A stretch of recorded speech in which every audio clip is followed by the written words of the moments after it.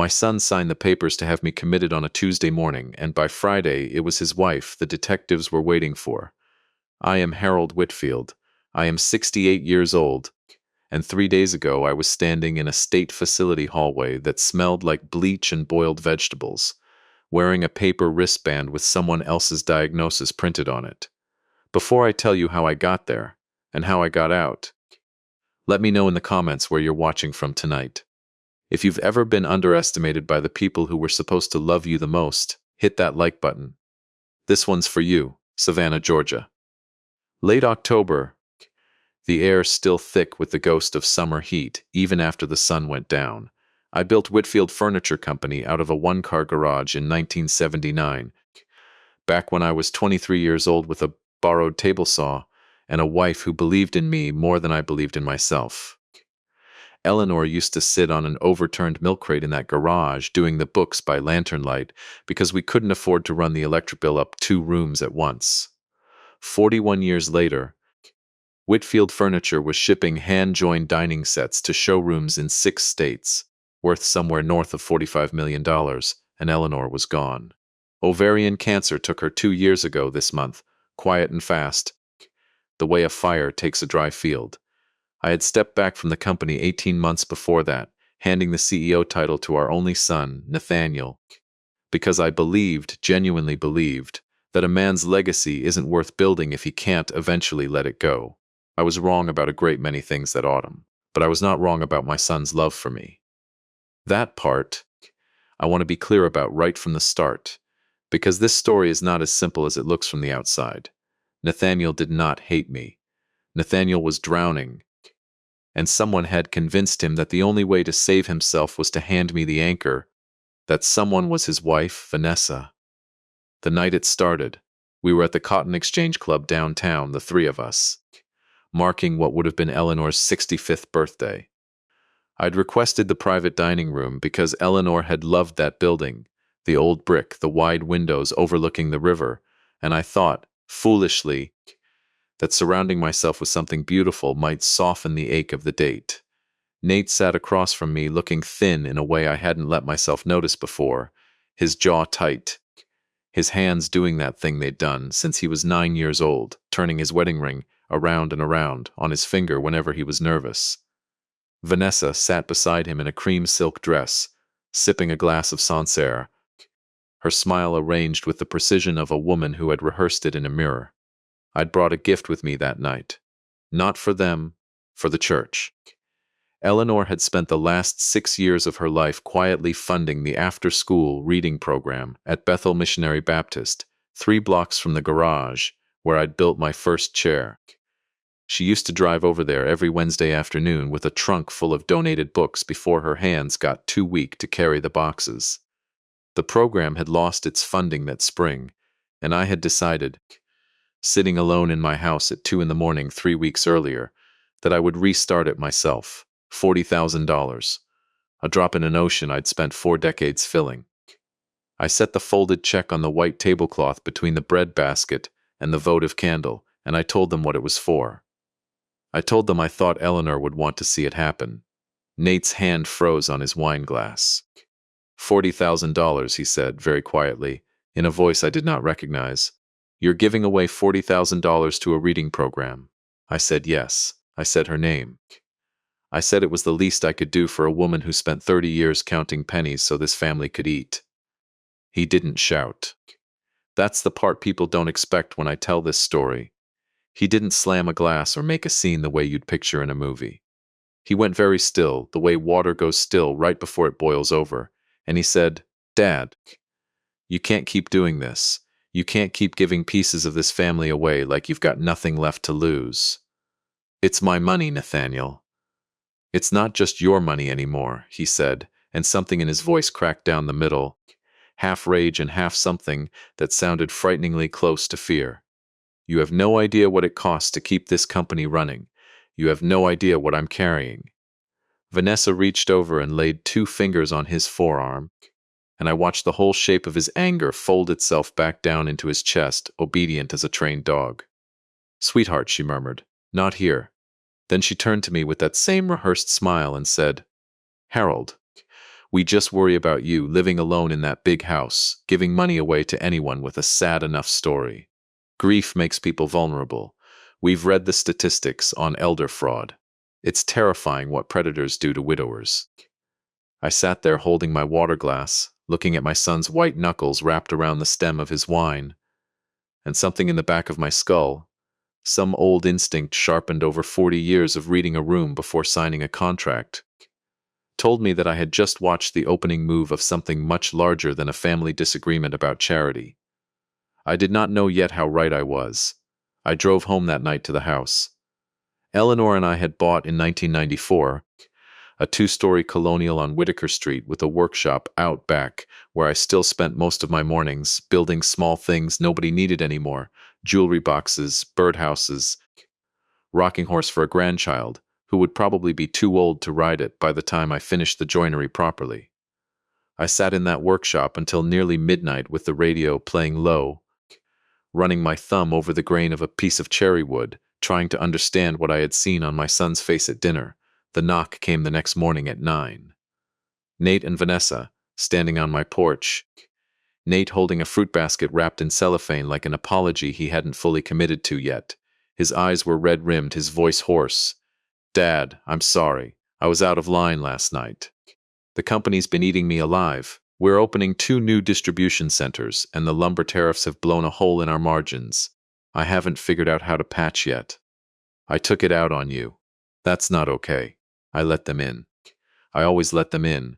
That was, I think now, my first real mistake, though I don't regret the kindness of it, only the blindness.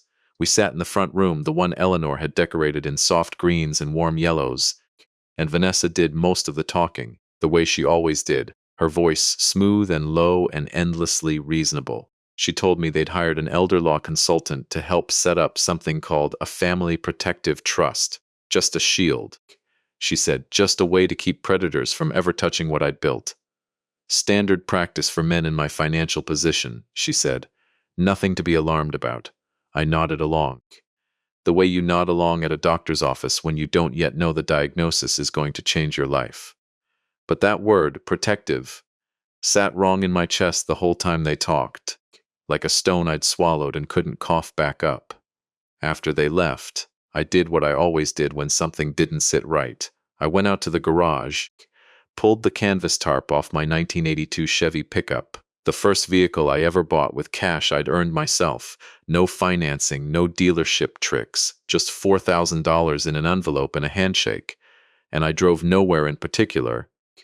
Just to think, with my hands on a wheel and the windows down, I ended up at Coleman's Auto, a little independent garage on the south side owned by a man named Denny Coleman, who'd been fixing my trucks since before Nate was born.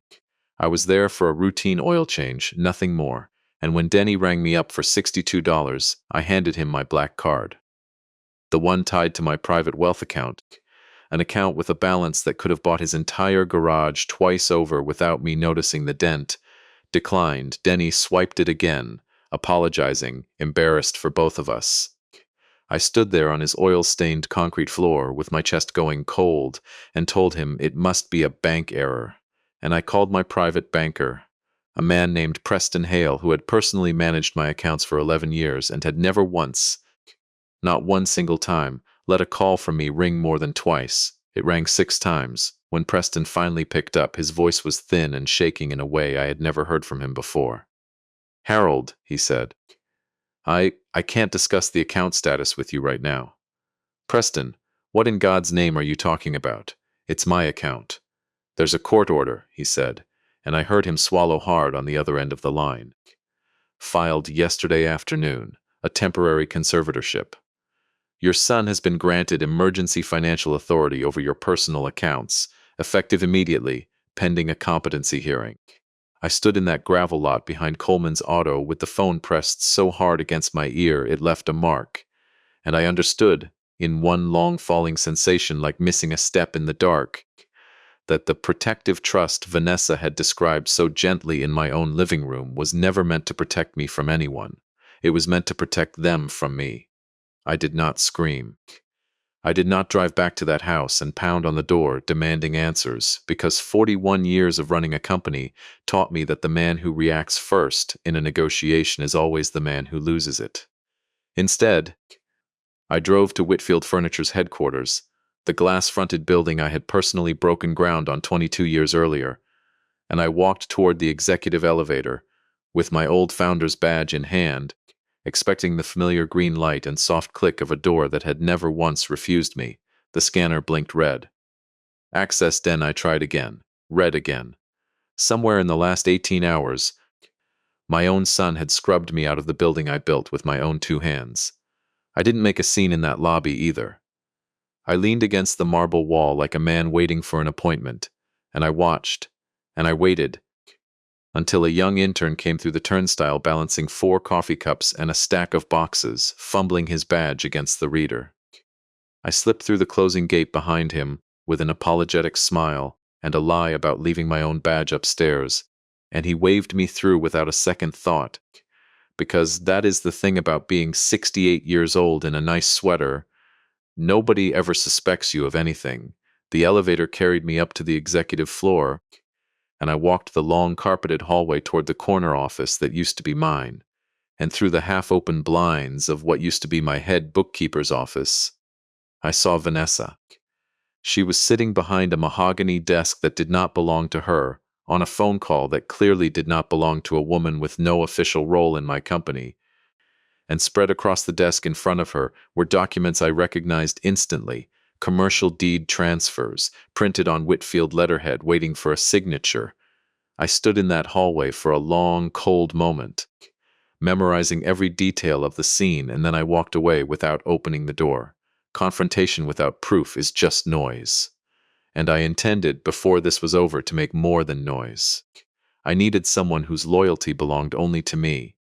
I drove 20 minutes outside the city to a diner on Highway 17 where the coffee was burnt and nobody asked questions, and in the back booth, nursing a cup of black coffee the way he had every Tuesday morning for the last 15 years of his retirement, sat Gordon Pierce, the man who had been my attorney for 30 years before he handed his practice down and took up fishing full-time.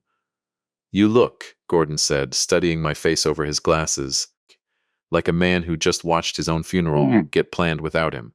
I told him everything. The dinner, the check, Nate's fury, the morning apology, the phrase "family protective trust," the declined card, Preston's trembling voice, the conservatorship, the red light on my own executive elevator, Vanessa sitting behind a desk that wasn't hers, signing away pieces of a company I'd bled 40 years to build.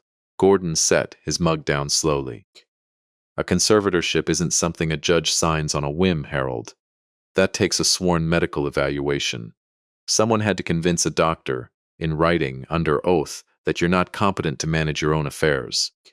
Then I need to know who that doctor is," I said, "and I need to know it today." Gordon didn't hesitate. He pulled a battered laptop from his bag, connected to a secure hotspot, and began pulling records from the county courthouse database. Public filings, judicial dockets, the kind of paper trail most people never think to look for until it's already buried them alive.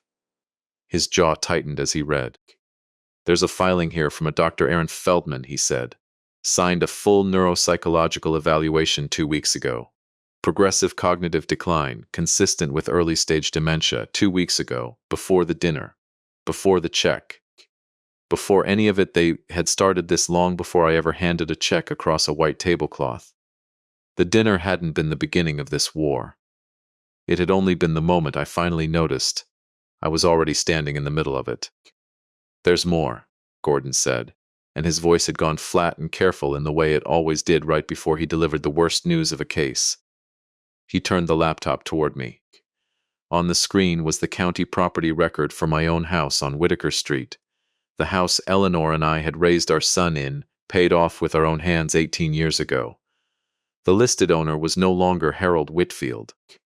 It was Nathaniel and Vanessa Whitfield, transfer dated 3 weeks prior, my signature notarized at the bottom of a page I had never seen in my life. Gordon closed the laptop slowly, and neither of us spoke for a long moment. Outside the diner window, a delivery truck rumbled past on Highway 17, and somewhere behind the counter a radio was playing a country song about a man losing everything he loved. And I remember thinking, with a kind of dark clarity that surprised even me, that I finally understood why some men snap in half underweight like this, and why others don't. I did not intend to snap. "I'm not going to the police yet," I told Gordon. And he looked at me the way he used to look at me across a negotiating table 30 years ago, right before I said something he hadn't expected. "Not until I understand the whole shape of this. A forged deed and a bought doctor tell me they're desperate. I need to know why. Desperate men make mistakes, Gordon, but desperate men who don't know they've been caught are the ones who make the biggest mistakes of all. You want to let them think they've won. I want to know what winning looks like to them. Because right now I only have half a picture, and half a picture is what gets an old man locked in a memory ward for a crime he didn't commit." Gordon rubbed the bridge of his nose, the way he always did when he was about to agree to something he didn't like. "There's a private investigator I've used before. Discreet. Doesn't ask questions he doesn't need answered. His name's Sal Ortiz. I met Sal Ortiz that same night in the parking lot of a shuttered grocery store off Ogeechee Road, under a flickering sodium light that buzzed like a dying insect. He was a broad, quiet man with a boxer's flattened nose and careful eyes, and when I explained what I needed, a way to listen, not to steal, not to break any laws I didn't have to, he simply nodded and told me to meet him back there in 2 hours. While I waited, I drove to the one place in this entire ordeal that still felt like mine. Not the house on Whitaker Street, not the glass tower downtown with its red-lit elevator. My workshop, out behind the house. The one room in my life Nate and Vanessa had apparently deemed too small and too sentimental to bother stealing. I sat on the old stool where Eleanor used to perch with her ledger book, and I looked at the wall of hand tools I'd collected over 4 decades. Chisels and planes, worn smooth by my own palms, and my eye landed on the bottom shelf of the workbench, where a cedar box sat gathering dust. Eleanor's sewing box. She'd kept it there for 30 years, mending torn seams and missing buttons in the same room where I built furniture, the two of us working side by side in comfortable silence most Sunday afternoons of our marriage. I hadn't opened it since she died. I couldn't bring myself to. But that night, sitting alone with the weight of everything I'd learned pressing down on my chest, I lifted the lid. Inside, beneath spools of thread and a pincushion shaped like a strawberry, was a manila envelope I did not remember putting there. Eleanor's handwriting on the front, faded but unmistakable. "For Harold when he needs it." Inside the envelope was the original 1979 partnership charter for Whitfield Furniture, the founding document, drawn up in a lawyer's cramped cursive back when the company was nothing but a dream in a garage, and 2 young people with more hope than money.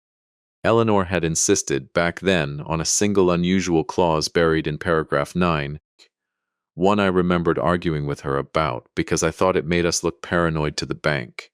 She'd said, and I could still hear her voice saying it, that a company built on trust needed one clause built on the assumption that trust could someday break.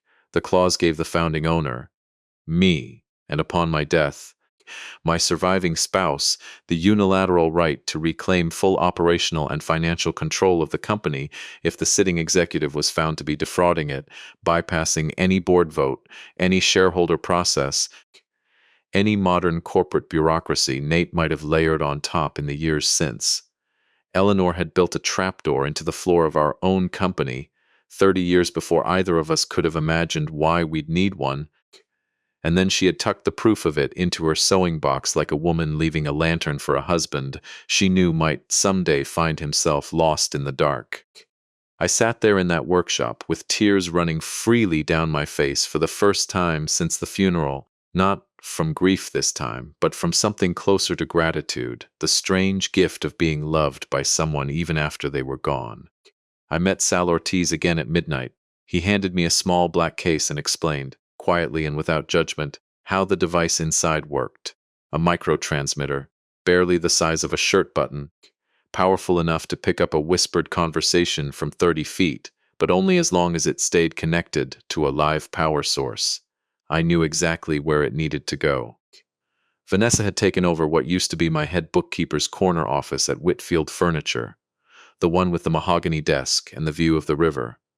And on the corner of that desk, I remembered from my brief glimpse through the blinds, sat a small brass desk lamp, the same style I realized with a strange jolt as the one Eleanor had given me for my 50th birthday, the year the company crossed 10 million in annual revenue for the first time. Getting into that building a second time meant relying on the same intern trick that had worked before, except this time I went at 2 in the morning, when the cleaning crews had finished, and the halls stood empty and echoing. I found the corner office unlocked. Vanessa, in her arrogance, hadn't bothered upgrading a lock on an office. She believed nobody living had any reason to enter uninvited.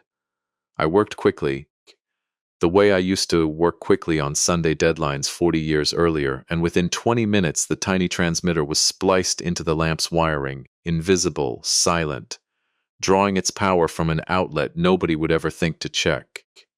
For 3 days after that, I lived out of the cab of my old Chevy pickup, parked in the far corner of a coffee shop lot across from the Whitfield building, a small black receiver resting on the passenger seat, a molded earpiece pressed into my right ear, surviving on gas station coffee, and the kind of grim patience I hadn't needed since the early years of the business, when survival meant simply outlasting everyone who doubted you.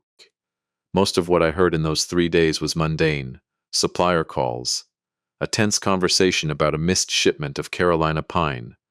But on the second afternoon, I heard something that made my hands go cold on the steering wheel. Nate was alone in the office. I recognized the particular weight of his footsteps by then, heavier and slower than Vanessa's sharp clicking heels. And he was on the phone, his voice low and strained. "I need you to run a name for me," he said. "Off the books. Vanessa Marsh. Phoenix, Arizona, sometime around 2016, 2017. I need to know if that name comes back to anything." He paused, listening, and then he said something that split my chest wide open. "Because I found a box of old documents in the garage with that name on them, and my wife has never once mentioned living in Arizona in her life." My own son, it turned out, had begun asking questions of his own, quietly, secretly, weeks before I ever discovered the forged deed. He wasn't the architect of this. He was a man standing in the wreckage of a marriage he didn't yet understand, trying to decide whether the woman beside him was who she said she was.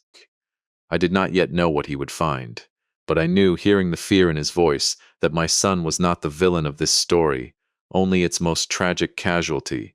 The third night broke the case wide open. I heard the office door open with the familiar creak, heard Vanessa's heels cross the floor sharp and fast, and heard her voice, tight with an anxiety I had never once seen crack her composed exterior in person. "Did the paperwork clear the county clerk yet?" she demanded, before Nate had even finished shutting the door. "Feldman promised the filing would be expedited. If there's a single delay, I swear to God." "It cleared this morning," Nate said, and his voice sounded hollow, like a man reading lines he no longer believed in. "The competency evaluation is filed. The hearing's a formality now. Judge Alvarez already indicated she'll approve the placement." "Marigold Manor has a bed opening Friday," Vanessa said. "I already confirmed with the intake coordinator. Ambulance transport at 9 in the morning. Once he's checked in, we finalize the trust transfer. And by the time anyone starts asking questions, we're gone." I sat frozen in the freezing cab of my truck, my breath fogging the windshield, listening to my daughter-in-law describe my own institutionalization with the same clinical detachment she might use to describe a furniture delivery schedule. "Gone where?" Nate said, and something in his tone had shifted, not defiance exactly, but the first thin crack of a man beginning to see the floor give way beneath him. "Vanessa, we talked about liquidating slow, not, what do you mean, gone?" There was a long silence. When Vanessa spoke again, her voice had dropped, gone quiet and dangerous in a way that made the hair rise on the back of my neck. "There are people looking for me, Nate. People from before. I told you I had a difficult chapter in my 20s. I never told you how difficult. If certain names ever get cross-referenced with certain financial records, I go to prison for a very long time, and I am not going to let that happen. Your father's fortune is our way out. It always was. I'm sorry if that's not the fairy tale you wanted, but it's the truth, and you're either in this with me on Friday or you're not, and I need to know right now which one it's going to be." I heard my son's breathing through that tiny transmitter, ragged and uneven, and I heard him say, so quietly I almost missed it, I need some air. And then the office door opened and closed, and Vanessa was alone in that room, and she let out a short, cold laugh to herself before she picked up her phone and made a call I will remember word for word for the rest of my life. She was arranging a wire transfer. $12,400,000 routed through 3 shell accounts. Nate had apparently signed off on months earlier without understanding what he was building, destined for a private bank in the Cayman Islands. Scheduled to execute at 8 o'clock Friday morning, 1 full hour before the ambulance was due to arrive at my front door. I pulled the earpiece from my ear with a trembling hand and sat in the dark cab of my truck, watching my breath cloud the glass, and I understood with total, bone-deep clarity that I was no longer simply defending my freedom. I was racing a clock that had already started counting down to 0. I drove straight to Gordon Pierce's house that night and pounded on his door until the porch light flicked on. He took one look at my face and didn't ask a single question before ushering me into his study. I laid the founding charter on his desk, the one Eleanor had hidden for me, and I pointed to paragraph 9, and I told him everything I'd heard through that little brass lamp on a stolen desk. He read the clause twice, adjusted his glasses, and looked up at me with an expression I hadn't seen on his face since the day, decades earlier, we'd closed the deal that saved the company during the '08 recession. This clause requires proof of active fraud to trigger, he said carefully. Not suspicion. Proof. I have Feldman's fraudulent evaluation, I said. I have the forged deed. I have 3 days of recorded conversation, including tonight, including the wire transfer details and the Arizona alias. Gordon. I don't have a shred of doubt left. I have an avalanche. He was quiet for a long moment, and then he nodded once. Slowly, the way a man nods when he's finally decided to walk through a door he can't walk back out of. Then we work through the night, he said. Because Friday morning is not very far away, Harold, and neither one of us can afford to be slow about this. Gordon and I worked until the sky outside his study window turned the color of wet ash. We built the case the way I used to build furniture, piece by piece, joint by joint, nothing resting on a foundation that wouldn't hold weight. Gordon drafted the formal invocation of paragraph 9. The founder's reclamation clause Eleanor had tucked into our partnership charter 41 years earlier, cross-referencing every fraudulent transaction against the specific legal language that would let it stand up in front of any judge who cared to challenge it. I sat beside him, compiling the evidence into a single encrypted file. Dr. Feldman's fabricated competency evaluation, the forged deed to my own house, 3 days of recorded audio pulled from a bugged desk lamp that used to sit on my own bookkeeper's desk, and the wire transfer routing numbers pointing toward a bank in the Cayman Islands. At 6 that morning, I drove to Whitfield Furniture's headquarters one last time, using the same worn founder's badge that had failed me a week earlier. Except this time, I wasn't trying to get past the front door. I was calling on something older than any digital security system Nate had installed. Paragraph 9 didn't require me to hack anything. It required only a signed declaration, filed with the company's original registered agent, invoking a clause that predated every modern safeguard my son had ever layered over the business. Gordon filed it electronically at 7:52 that morning, 8 minutes before the scheduled Cayman transfer, and by the time Vanessa sat down at her mahogany desk to authorize the wire, the account had already been legally frozen under my restored authority as founding owner. She tried 3 times. Gordon later told me the receiving bank flagged the attempt automatically, the moment my reclamation notice hit their compliance system. $12,400,000. The money meant to carry her out of the country and away from whatever waited for her under the name Vanessa Marsh, simply refused to move. I was not there to see her face when it happened. I wish, in some small, ungenerous corner of my heart, that I had been. But I was somewhere else that morning, somewhere that mattered more. I was in my workshop, waiting for my son. He came just past 8, driving too fast, gravel spraying from his tires in the driveway. And when he came through the workshop door, his face was the color of old paper. He didn't look like the man who'd hissed about wasted money across a white tablecloth 2 weeks earlier. He looked like a boy who'd just found out the house was on fire. Dad. His voice cracked clean in half on the single word. The transfer failed. Vanessa's. She's screaming into the phone. She's saying your name. She's saying you couldn't have. How did you? Sit down, Nathaniel. He sat on Eleanor's old stool, the one she used to mend torn shirts on while I worked. And I watched my grown son fold in on himself, the way he used to when he was small, and had broken something he was too afraid to admit to. I didn't yell at him. I want that understood clearly, because I know how this kind of story usually goes in people's imaginations. The righteous father unloading 40 years of fury onto the son who betrayed him. That isn't what happened. I pulled Eleanor's sewing box off the shelf and set it on the workbench between us, and I told him what his mother had hidden inside it, and why, and I watched something in his face come apart entirely. I heard you, I said quietly, 2 nights ago, asking someone to run a name for you. Vanessa Marsh, Phoenix. His head came up sharply. You bugged the office. I bugged the office because my own son had a court order filed against my sanity before I'd ever heard the word conservatorship. I'd like you to sit with that for a moment before you decide how angry to be with me about a listening device. He didn't argue. He put his face in his hands, and for a long moment the only sound in that workshop was the old clock on the wall, the brass anniversary clock. Eleanor had bought me, the year we opened our second showroom, ticking steadily through a silence neither of us knew how to break first. I found a box in the garage, he finally said, muffled through his fingers. Old documents. A driver's license under a different name.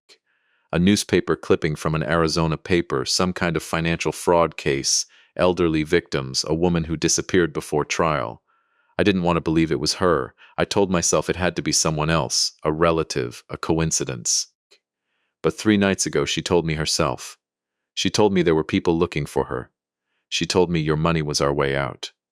He lifted his head, and his eyes were wet, and something in them had gone hollow with the grief I recognized, because I had worn that same expression in a mirror the year we buried his mother.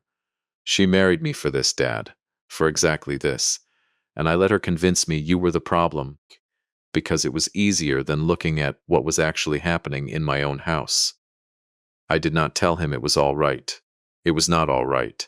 And I have never believed in comforting a man with a lie, simply because the truth is heavy. But I put my hand on the back of his neck, the way I used to when he was 7 years old, and had fallen off his bike outside this very workshop, and I told him that a man who wakes up and tells the truth, even 3 days too late, is not the same man who never wakes up at all.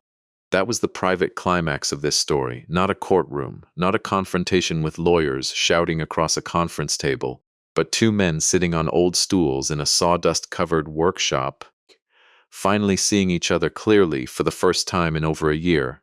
The public one came 90 minutes later, and it came exactly the way Vanessa had scripted it, except every part she'd written for herself as the winner had already been rewritten without her knowledge.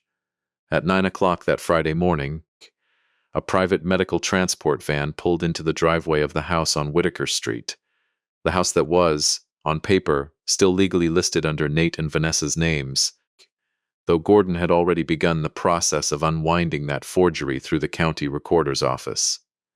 Vanessa stood on the porch in a tailored coat, composed and ready to perform the role of the devoted, worried daughter-in-law watching her poor, confused father-in-law get the help he desperately needed. Except I wasn't inside that house waiting to be sedated.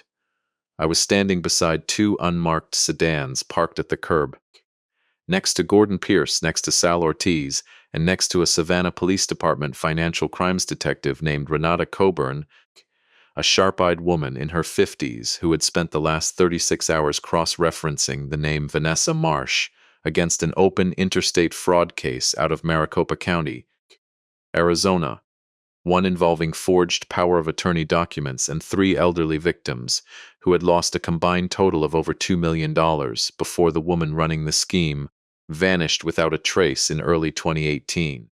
I watched Vanessa's face when she saw me standing upright, sound of mind, very much not strapped to a gurney, flanked by a detective holding a folder with her real name printed across the tab.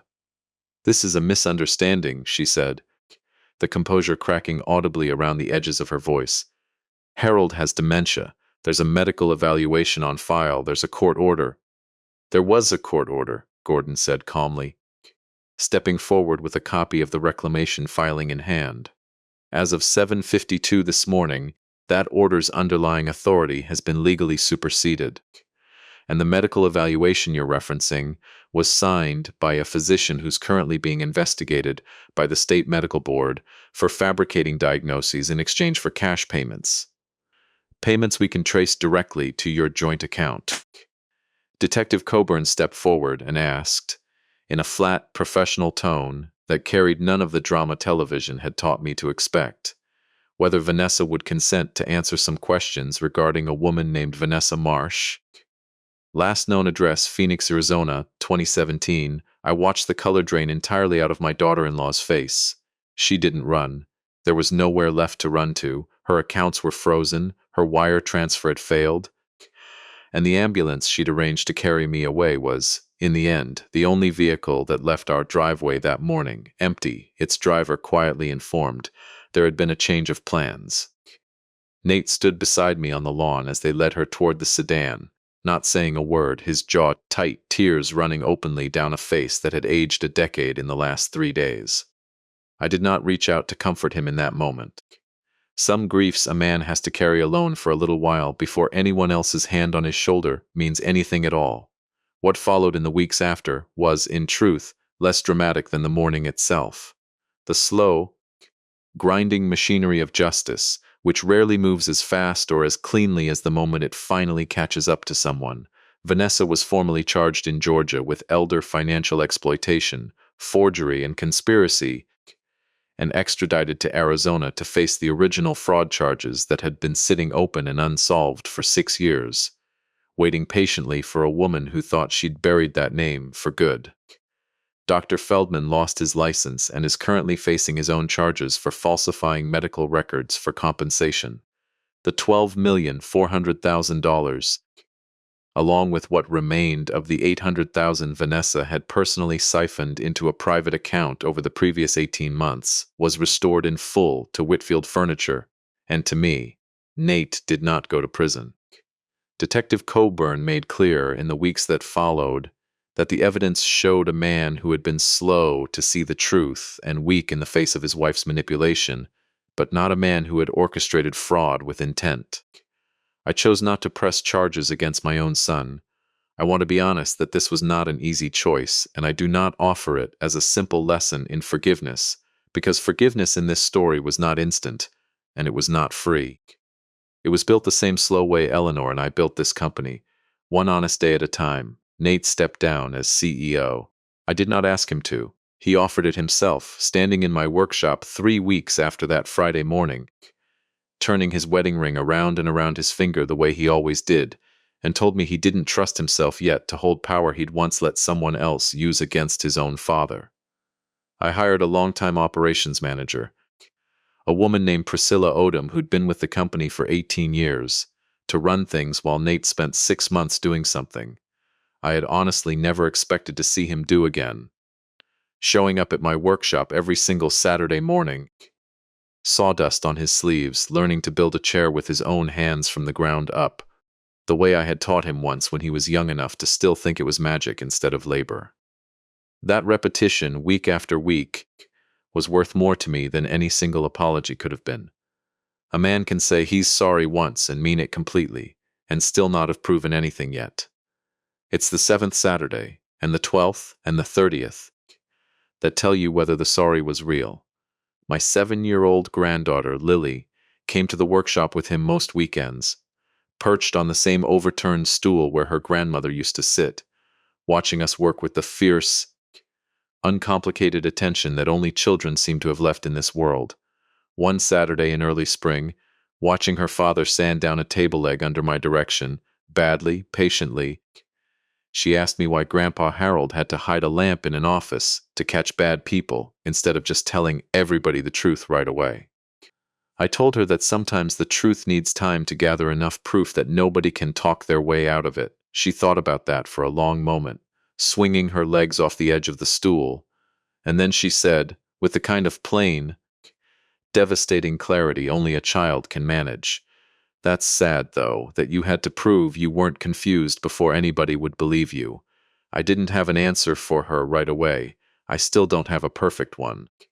But I keep that cedar sewing box on the shelf above my workbench now, where I can see it every morning, and beside it sits the brass anniversary clock that once carried a hidden transmitter into an office that no longer belongs to anyone but the company itself. Eleanor built a trapdoor into our lives before either of us ever imagined we'd need one, and I think about her every single time I open that lid, grateful in a way I don't fully have words for, that even after she was gone, she was still finding ways to catch me when I fell. I am 68 years old. I built an empire out of a garage and a borrowed table saw. I buried the woman who believed in me before anyone else did. And 3 days after my own son signed papers meant to erase my mind on paper, it was his wife the detectives came looking for instead. If this story taught me anything worth passing on, it's this. Love your children with your whole chest, but never let that love blind you to who's whispering in their ear. A legacy isn't the money you leave behind for people who feel entitled to it.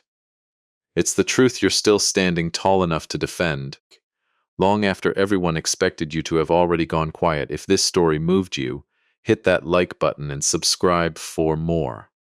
Tell me in the comments, where are you watching from tonight, and what would you have done in Harold's place? Stay sharp, stay strong.